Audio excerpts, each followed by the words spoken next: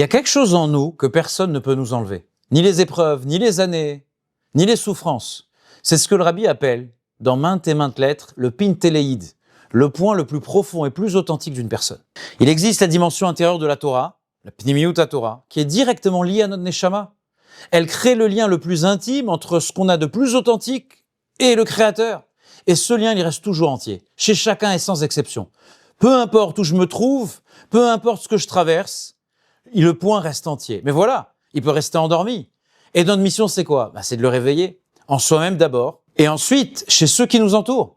Et dans cette mission, et on le voit particulièrement lors de la fête de Pessah, les femmes occupent une place unique. La providence divine les a dotées d'une sensibilité particulière, d'une chaleur, d'une intelligence, d'un discernement hors du commun. La femme est appelée à Keret Habayit, le pilier du foyer. C'est elle qui protège cet espace de notre judaïté, des vents qui soufflent de l'extérieur. Et c'est elle qui éveille l'amour de Dieu, l'amour de la Torah, l'amour d'Israël. Le but, c'est que ce bien caché devient quelque chose de visible.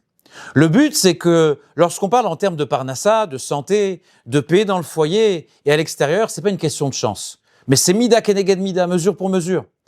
Je révèle mon intérieur et Dieu révèle le sien. Et le Talmud nous dit que par le mérite de nos mères, nous sommes sortis d'Égypte et c'est ce même mérite qui nous amènera Mashiach.